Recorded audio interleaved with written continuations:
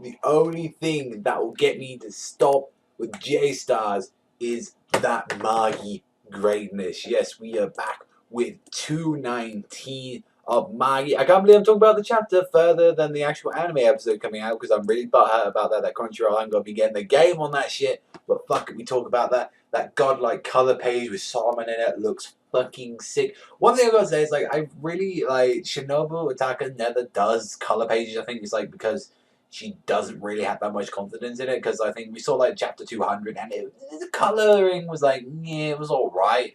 It's like not that good compared to others, but it's like I would like to see her do more of that. Even if you're on the front cover, you normally expect a color page or something, but over this chapter made up with it. This one just going in, fighting with Solomon's crew. Solomon himself, oh my god, this guy is a monster when it comes to that. Destroying these freaking flagships going around. The guy starts bending space-time gravity against these motherfuckers. He's like pulling off all the finger shit around me and freaking Komei when he was doing that shit, making all like the freaking dark jeans flies with it. But this is how the original does it. He's there like doing all this shit and he's bending the fucking space itself. Like just going all fucking in. It's like these are from each one of these guys are magicians that receive big quantities of Magi from the original father himself. And it's like, I liked it as well as that, not because Solomon is a, like they said Solomon's a god. He literally pretty much is a god.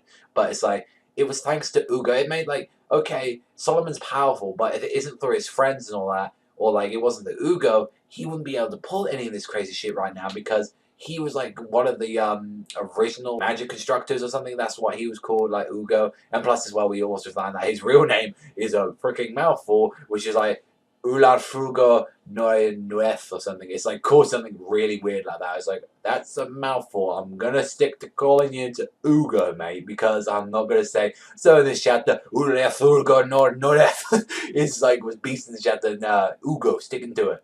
But he's saying, I like that because of the Ugo, it was like the reason why Solomon is even more of a fucking monster. And it makes me wonder if we get Ugo back in the series, if Alladin, because I still see the next arc is Alladin trying to find Ugo's dungeon, trying to find that dungeon that we need to find, the 72nd dungeon.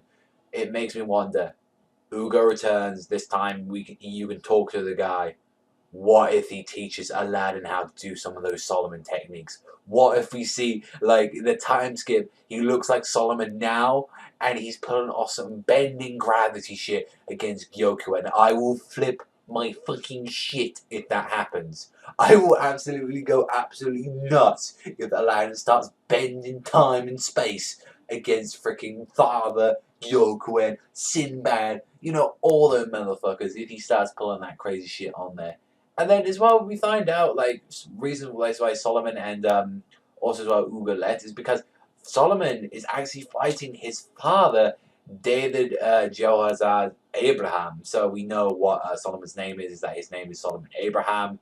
And it's like, this was a fucking awesome chapter for theories and shit. And it made me wonder, you know, we still have, still a theory that Sheba is Gyokuen, but another one is that maybe because we haven't seen Gyokuen yet is because maybe it's Solomon's mother. It might be out there, but I mean, maybe it's not as powerful as her son, but it could still be there.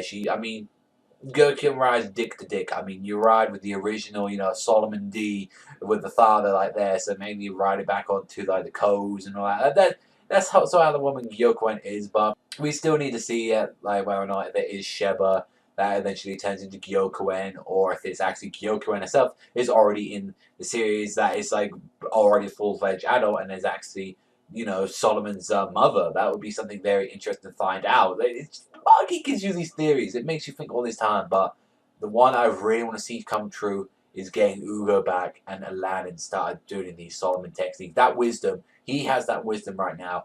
Let him use those sick fucking techniques. I want to see Grazzi.